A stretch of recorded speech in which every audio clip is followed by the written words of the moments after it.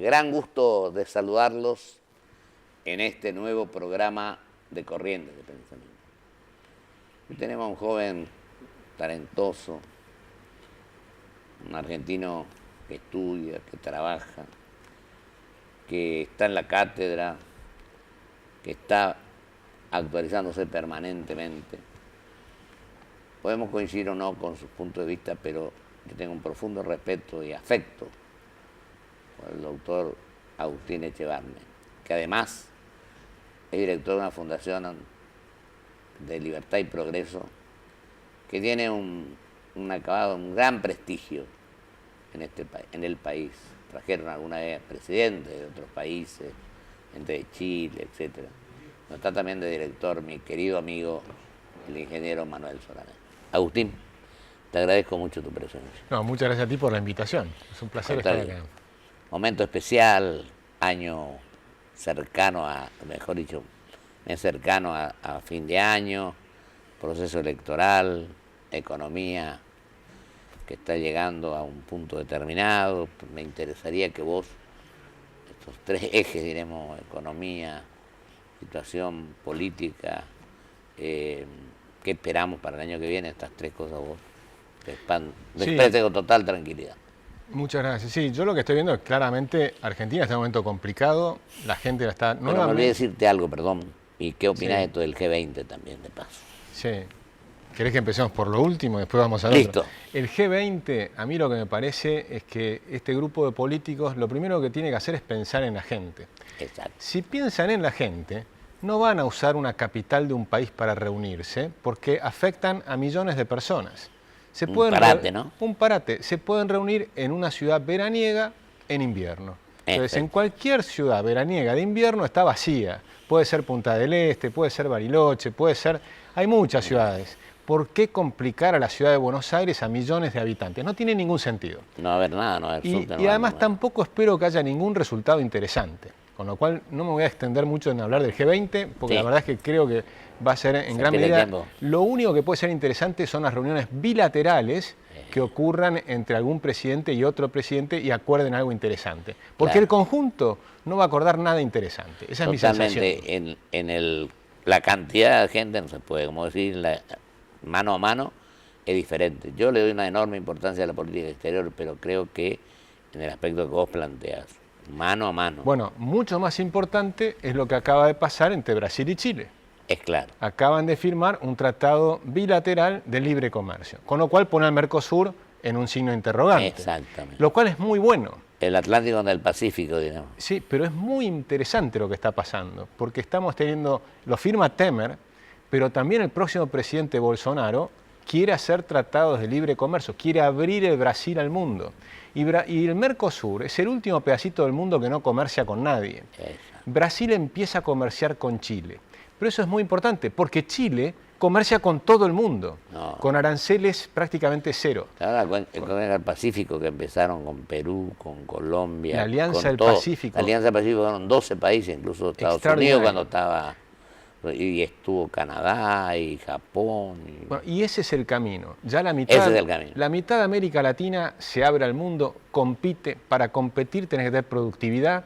Para tener productividad tenés que tener reglas razonables, impuestos mucho más bajos, si no, no puedes competir. La presión impositiva. Tenés que tener regulaciones mucho más simples, porque si te complican la vida tampoco puedes competir. Exacto. Y tenés que tener flexibilidad laboral, como tienen todos los países con los que vas a competir. De forma tal que te obliga a hacer como mínimo esas tres cosas. ¿No crees, Agustín, que lo que acaba de decir la flexibilidad laboral, que acá indudablemente que esa reforma laboral que se prometió no se hizo nada? Nada, prácticamente nada. Ni en la impositiva, ni en la... La impositiva peor, porque se subieron los impuestos. Empezaron diciendo que bajaban muy gradualmente, nosotros les explicamos que eso es imposible. Cuando tenés 104 impuestos, ¿cómo lo vas a hacer gradual? ¿Vas a eliminar un impuesto por año? Necesitas 100 años para hacer el cambio. No es así. Y lo otro, incluso la política no se hizo tampoco. Y la política. Y entonces vamos a la situación actual que me preguntabas. Adelante. La situación actual es muy complicada. La Argentina está en recesión, hay muchas empresas pymes que están sufriendo, muchos empresarios están viendo cómo hacen para no despedir más gente, muchos están necesitados de despedir o hacen acuerdos de por lo menos sus pensiones, están con problemas, se vende menos, estás complicado. La devaluación fue fenomenal. Bajó 3 y pico la industria.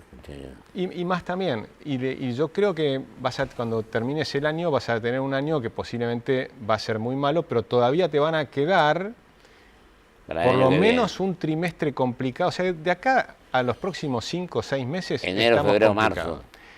Y en el segundo trimestre ahí va a haber algunas cosas que van a mejorar. De hecho, ya algunas cosas se están mejorando, porque ¿qué ocurre? Cuando haces una inmensa devaluación, es el peor de los ajustes, lo cual no significa que no sea un ajuste, pero es el peor de los ajustes. ¿Por qué es el peor? Porque cuando vos haces una devaluación de más del 100%, como es este caso, Duhalde hizo, o sea, ¿te recuerdas? El 200%. Cuando haces una inmensa devaluación, lo que logras es que primero vas a ver que el tipo de cambio sube. Entonces, se devalúa el peso, vos ves que el dólar sube. Lo siguiente que vas a ver es que suben también los precios. Y lo último que sube, ¿qué son? Los salarios. Los salarios. Los salarios o las jubilaciones. Entonces tenés una pérdida del poder adquisitivo. Claro. Eso es lo que están sufriendo los argentinos hoy, por eso están... No hay consumo, bajó muchísimo. Pero lógicamente... Y el riesgo país también subió mucho. El riesgo país está altísimo, había bajado debajo de 600, algunos empezaron a aplaudir porque había bajado un poco la tasa de interés. Nosotros dijimos, ahora está de nuevo en 685. Claro. O sea que, digamos, nosotros decíamos, no podés festejar porque bajen 5 puntos la tasa de interés. Recordemos que el año pasado, el 28 de diciembre, cuando hicieron la famosa, reunión junto con Marcos Peña y el presidente del Banco Central y los ministros, y destruyeron la política monetaria, era para bajar la tasa de interés del 28% que estaba al 26%. Ahora festejan que bajó del 65 al 60%. ¿Qué festejan? Vamos, no hay nada que festejar. Argentina está muy complicada y ese no es el mayor de los problemas. ¿Cuál crees que es el mayor? El mayor de los problemas para mí es la clase política. Porque los partidos políticos... Yo creo lo mismo que vos. Además, te digo algo que a lo mejor te sorprende y lo digo con franqueza. Yo creo que el mayor gasto lo está produciendo la política. Yo creo lo mismo de diversas maneras, pero creo que sí. Porque tenés un enorme gasto político en un montón de cosas que después se van viendo en el presupuesto, que están disfrazadas con un montón de partidas. Desde la publicidad. Yo cortaría cero toda la publicidad oficial, pero no solo de la nación, de las provincias, de los municipios, de todas las empresas del Estado. La publicidad tiene que ser cero. Y si quieren decir algo, boletín oficial. Y si quieren llamar a una conferencia de prensa, perfecto, vengan todos los que quieran venir, pero no pagas nada. Con lo cual no necesitas pagar nada y tenés acceso. Y después están las redes sociales que son gratuitas, entonces no necesitas hacer publicidad oficial. Pero ese es un ejemplo. El asunto es que haya igualdad de oportunidades, igualdad ante la ley, porque por ahí hay discriminaciones. Hay algunos que están abonados a unos caballos. Lo que pasa es que una vez que vos cortás... Acá, por ejemplo, hemos tratado siempre de traer todo, por eso se llama corriente de pensamiento, pero hay algunos que por ahí llevan... Pero una vez que cortás toda la pauta oficial ya no hay discusión, no es para nadie. Y ahí es libre competencia. Y una vez que, pero ese es un ejemplo, hay miles. Por ejemplo, los consejos deliberantes podrían perfectamente ser ad honorem y no tener ningún asesor, ninguno de los consejeros deliberantes, que pues tienen que ser también ad honorem. No es que no tengan, sino que serían ad honorem. En el Parlamento hay muchos asesores. En el Parlamento lo mismo, la cantidad de asesores son fenomenales. Alguna vez alguien hizo un cálculo que si tomás todos los cargos selectivos y le sumás a eso todos sus asesores, estamos hablando de 210.000 personas. O sea, no son números pequeños. Fíjate, ¿por qué yo te decía esto del gasto?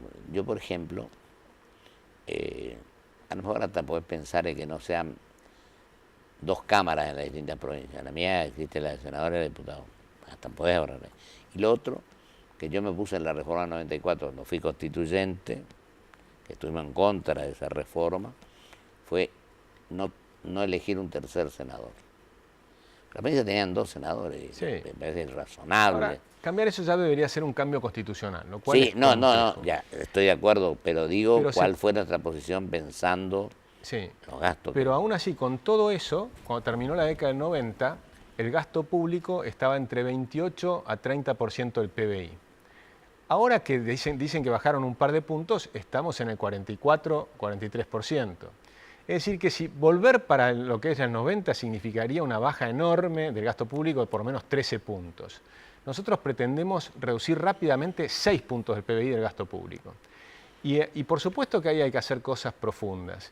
Pero mi preocupación es que ninguno de los partidos políticos está hablando de este tema. Es decir, Argentina tuvo una caída, por ejemplo, en libertades económicas. Nosotros pasamos del puesto 20, que estábamos en la época de Menem, al puesto 170 con Cristina Kirchner. O sea, caímos del 20 al 170. Y ahora estamos en el 144. Pero 144 implica que hay 143 países más libres que nosotros. Más libres que nosotros.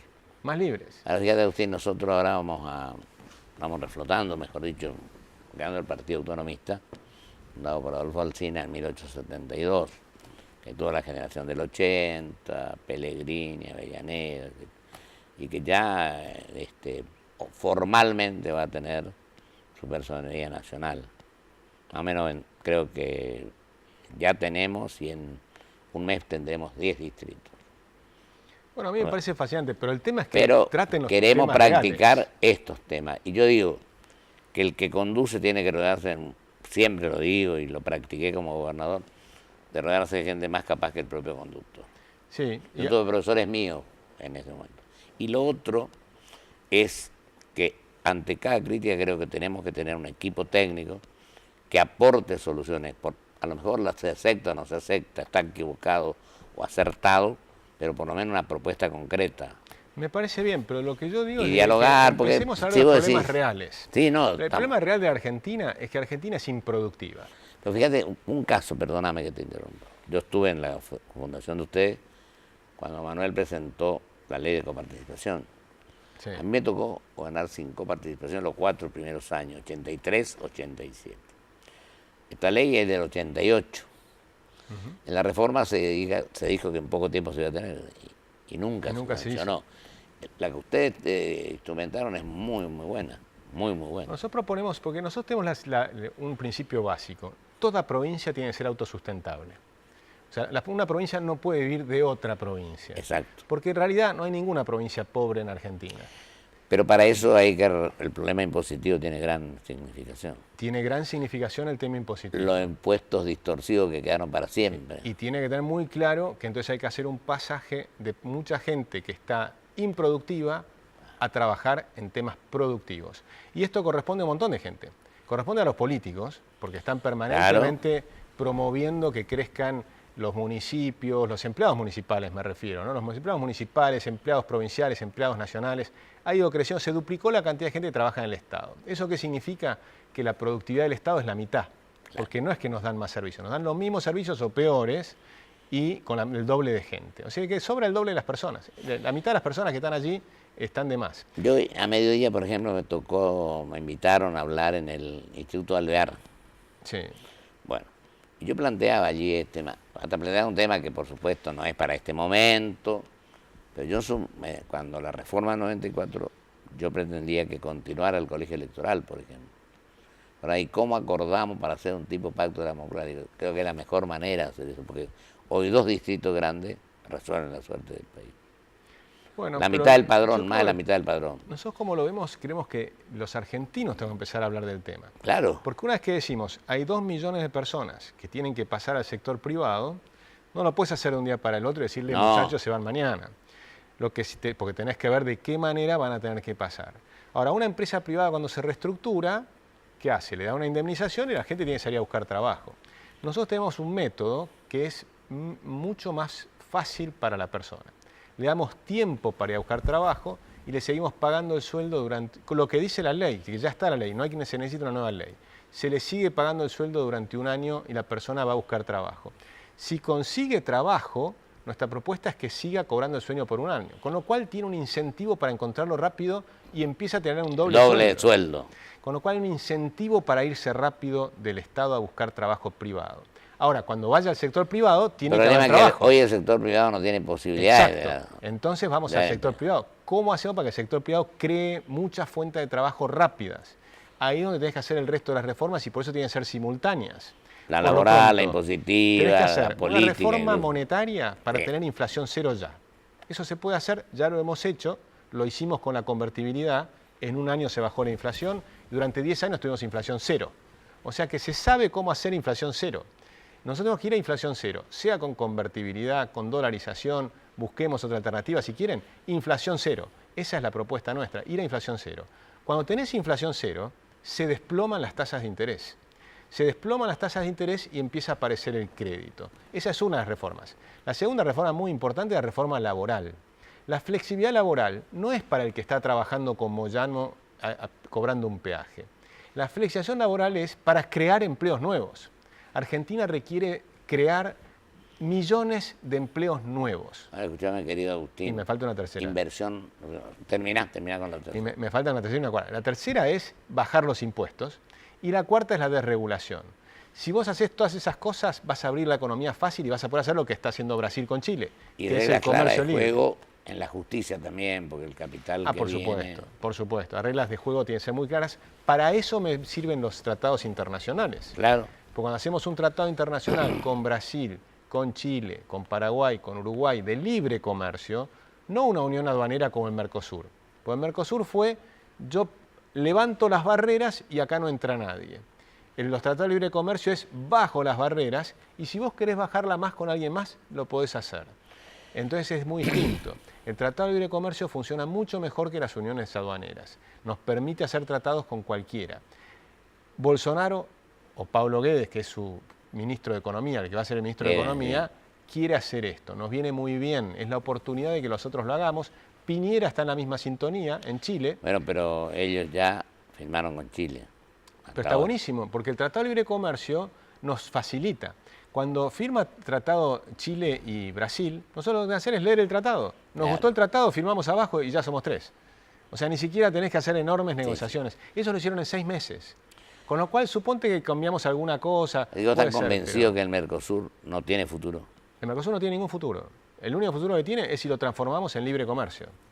En una zona de libre comercio. Y arreglar con la Unión Europea y con el sector del Pacífico. Eso lo trató de hacer el gobierno de Macri, yo soy consciente, lo trataron de hacer. Hubiera sido una gran idea si se lograba, pero ahí la Unión Europea tiene ese problema, que necesita que todos estén de acuerdo. Entonces los agricultores franceses no están de acuerdo porque no quieren competir con los agricultores Macron nos largó. Porque no quieren que competir con los agricultores argentinos, que somos muy competitivos. Así es. El Tratado de Libre Comercio lo que te permite es ir haciendo con cada una de las personas. Por eso las uniones aduaneras son un problema. Los tratados bilaterales han sido mucho más efectivos. Más positivos. O los tratados de libre comercio que sean de varios países, pero que sea tratado de libre comercio. El de Brasil y de Chile va a ser de libre comercio, con lo cual uno puede adherirse a eso.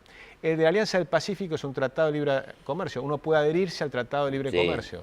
Y si haces eso, dentro de ellos está México. Colombia, por ejemplo, no entró primero y después se incorporó. Sí, y está México, como digo, y está también. México, y México está dentro del NAFTA. Ahora renegoció con Estados Unidos, pero sigue teniendo tratado de libre comercio. Y con Canadá. Con lo cual, al entrar en ese espacio, tenés que ser competitivo con el mundo. Hoy Argentina no es competitiva. Los sindicatos... Estados Unidos se fue cuando Trump, pero cuando estaba Obama estuvo. Pero sigue estando. Ya se renegoció y ya se firmó.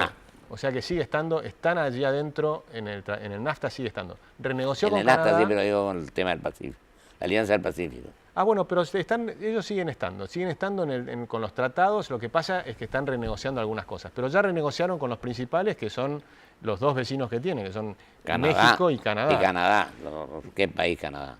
Un país fenomenal. Donde hubiéramos estado nosotros si hacíamos bien las cosas. Correcto, y vamos a volver a estar. Argentina tiene que volverse, nosotros no podemos no competir con Canadá. Nosotros fuimos competitivos con los canadienses y con los americanos y con los europeos. Hoy no somos competitivos ni siquiera con América Latina. Lo que tenemos que hacer, y por eso digo, es los políticos, los partidos políticos, tienen que hablar de estos temas. Argentina tiene que volver a estar entre los 20 países más competitivos del mundo. Yo estoy de acuerdo con vos, y la generación del 80 lo hizo, estábamos 6º, 7º del mundo. Totalmente, y se puede volver a hacer. Yo recorro muchísimo la Argentina, te puedo asegurar que Argentina puede ser competitiva, tenemos todo lo necesario. Lo que hay que hacer es cambiar un chip, dejar el chip del consumismo y pasar al chip de la productividad. Nosotros tenemos que ser un país productivo. Querido Agustín, nos quedan 2 minutos. La última pregunta para que vos te explayes, cierre este tema. ¿Cómo no?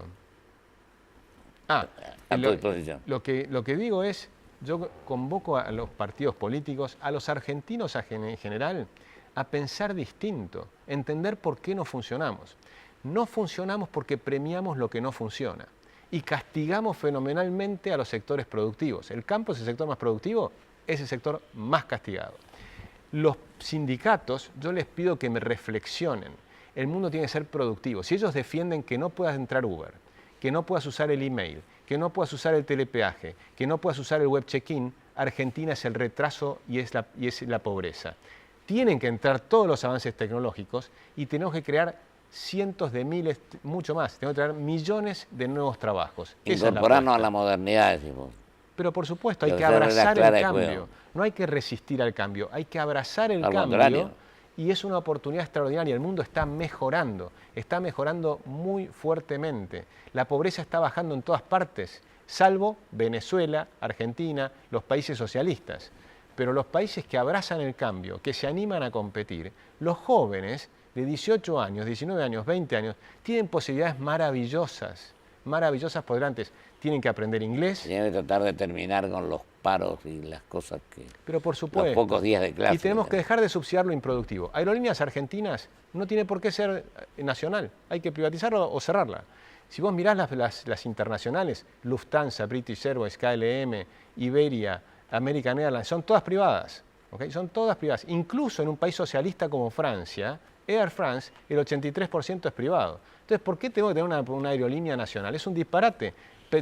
Todos los años pierde plata. Estamos subsidiando una empresa que además nos da pasajes caros. Si incorporamos las líneas aéreas low cost, vas a viajar a Catamarca mucho más barato de lo que viajas hoy. Entonces hay que hacer cielos abiertos, competencia y dejar de subsidiar. Yo creo que esto merece que haya debate, que haya tratamiento del tema para que la gente Yo quiero fije que posiciones. el año que viene, en la campaña electoral, te pido por favor, debatan estos temas. Es que creo que eso yo correspondo. Creo que corresponde. Esa es mi esperanza. Yo creo que los candidatos, la gente, tiene que debatir, tiene que dialogar, tiene que fijar posiciones y plantear propuestas. Yo cuando hablo uno a uno con cualquier persona en el país, Sí. me refiero, voy a cualquier lugar del país, a los lugares más pobres del país, el que quieras, hablas uno a uno y la gente entiende en 2 minutos, o si querés 10 minutos, por qué no hay que subsidiar a Aerolíneas Argentinas. Pero él está subsidiando a los que viajan en avión. Agustín, querido, te agradezco muchísimo. Muchas gracias a ti. Y mucha suerte. Muchas gracias, igualmente. Lo mejor y gracias por todo. Vamos a un corte y vuelvo con mis conclusiones.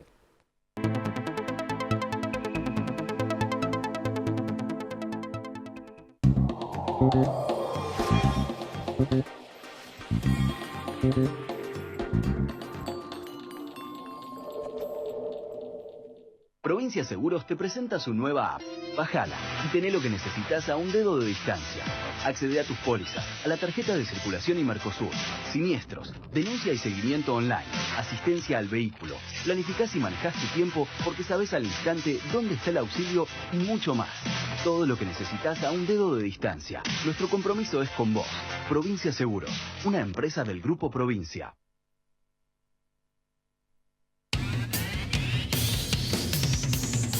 Voz de Neo 1825.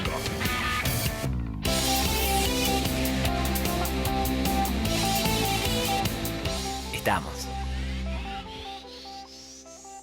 Grupo Petersen, desde 1920, construyendo el país. Cuando somos libres para movernos, todo es posible. Start Your Impossible. Toyota. ¿Qué es crecer para vos? ¿Pudiste entrar, Abu?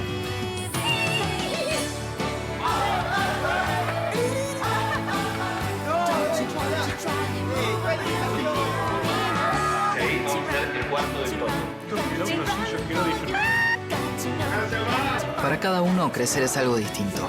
Lo importante es tener quien te acompañe. ¿Te parece que hice un video? Banco Ciudad. Te quiere ver crecer. Bueno, gente, Inés se compró la remera que estaba buscando. Aprovechó el ahorro de Vamos los Jueves. Lástima lo de Rubén, lo único. Lo confundieron con una aceituna negra en el patio de comidas. Y lo atravesaron con un escarbadientes. Tuvo mala suerte, porque fue en la cabeza. Pero bueno, así es Vamos los Jueves. Hoy estamos, mañana no estamos. IRSA. Somos la mayor empresa argentina inversora en bienes raíces. IRSA. Líderes en real estate.